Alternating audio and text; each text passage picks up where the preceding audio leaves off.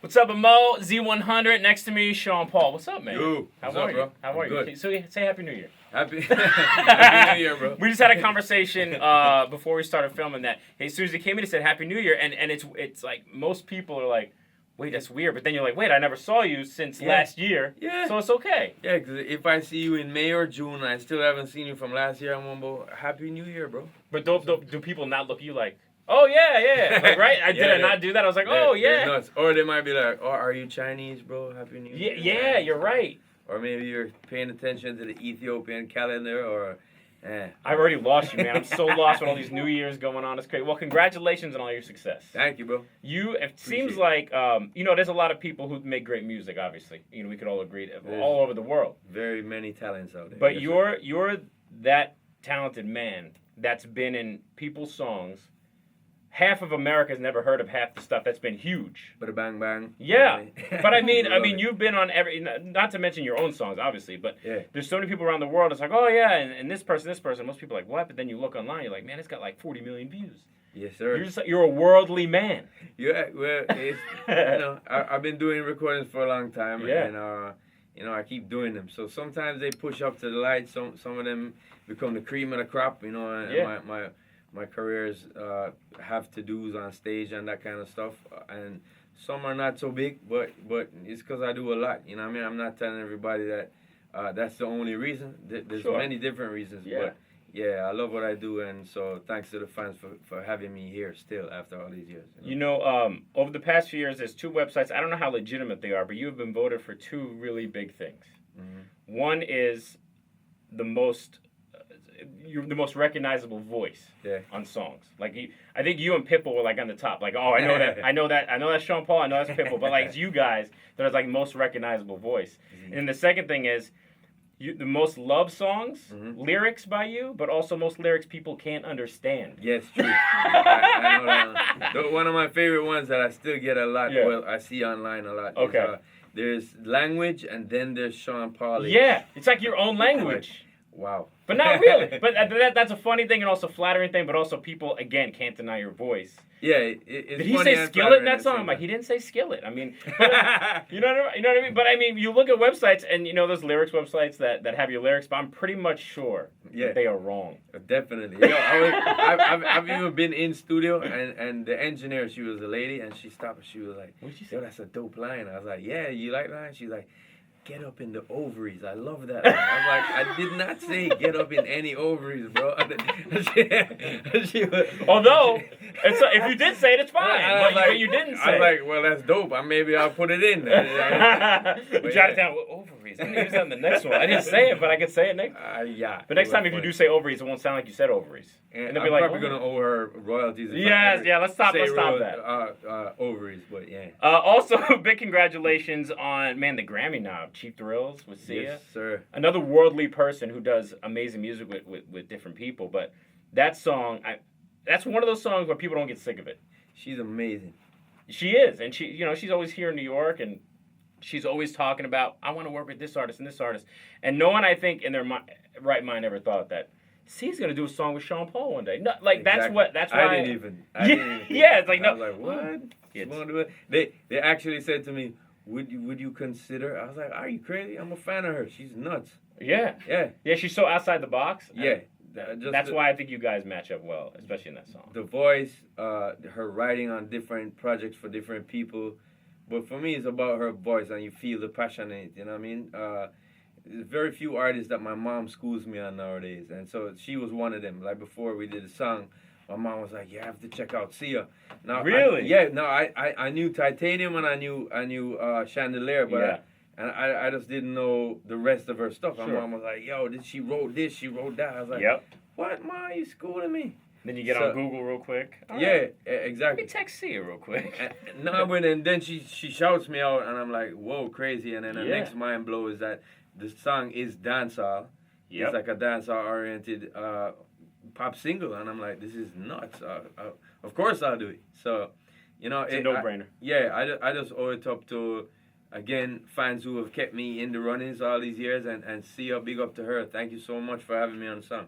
Yeah, now also we got to talk about Rockabye because this is not a typical Sean Paul type of song, and here's why. True. You're known, as you said, dance hall, fun, just having a good time. Wilding out. Yeah, well, just simple, like have a good time, like we're here to have fun. Yeah, for sure. This song is real deep though. Single mom, or single parent, whichever way you want to go. I mean, it's deep.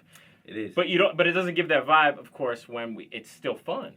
You know what? It's funny when I first did the song with them. I went to work. I met them backstage 5 years ago. They didn't have songs out. They were like, "I'd love to work with you." Clean Bandit and Amberine? Yeah, Clean Bandit. Yeah. And I was like, okay, cool. And then when I heard Rather Be, I was like, wow, that's them. That's crazy. I wanted some production for them. So I went back to them to do some stuff, and they just started playing me dancehall tracks. So I'm like, yeah, but I wanted to do what I want, you want to do your type of stuff. Yeah. And they're like, this is what we're doing. And they played me this song. And I was like, wow. And they were like, yeah. So it actually hit the verse for us. And I was like, for sure, definitely. So we hit the verse up, and then my brother was like, why would you take a dance hall fun rhythm and sing that on it? And he was kind of, and I was kind of wondering too. But you know what? A dance hall kind of encompasses a lot of different topics. Yeah. And so it wasn't that far into us. And I was like, it's about time I do like a different direction. And they just pointed me in that direction for the verse. It was amazing to work with them. I think they're so talented, and they have a long way to go, man. For them to switch up with what I first heard them with, which was not like this. No, and then to come dance out and just do it so excellent, so much dopeness in it, and then just take it to a next pop level with the violins and stuff. It's something that I've never even thought of doing before. And you did it, and that's the thing. Like you always reinvent. Whatever song, whether it's your own song or a feature, it's like you reinvent that sound of it. Using me. And then, of course, Dua Lipa, another person that's amazing, and no one ever thought that Sean Paul. You know what I mean? I mean, she's. You keep doing it. She's the model type, bro. And sometimes they're like, models break out in dancehall style. Yeah, she did. She's like gonna get lit tonight. The song was written with me and Emily Warren, and she's dope. But finding someone to match her vibes and her voice, because she's so crazy, Emily, that is, was kind of hard for me at first. I didn't know who I wanted to put on.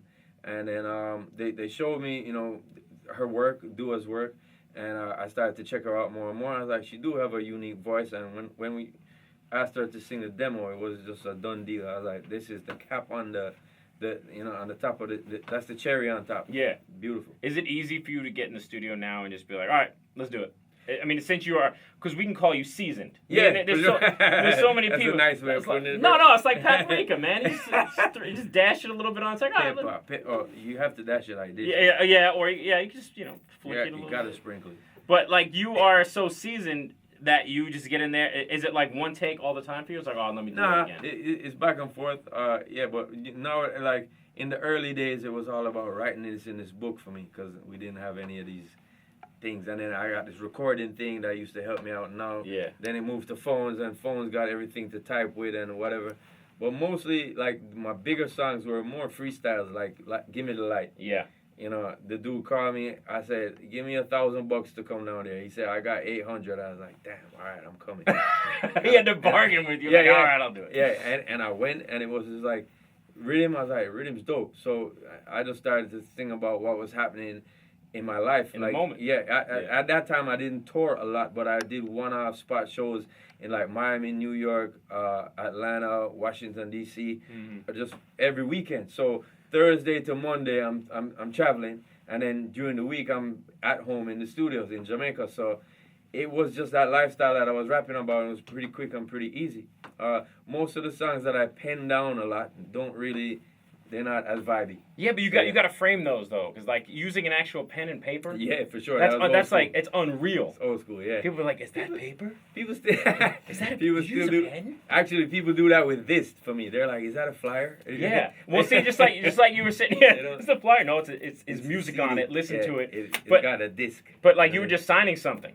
Yeah. Like you were signing these things, and it's like, wow, he's actually signing. Like people, but the point is, people still geek out about those things, even though we don't talk about the paper and the pen, and everyone wants pictures all the time. But people are like, yo, I got his autographs. Like, oh, yeah, I still do that. I like to tag, so I can't do like I used to do in school and tag all over everybody's desk. Yeah. You guys have walls that I leave the walls tag. alone, Sean Paul. But yeah, so I do that. Yeah, that's great. Sean, thank you so much. You've come to Z100. I don't know how many times now. We love having you here. It's been crazy amounts. Thank you for having me again.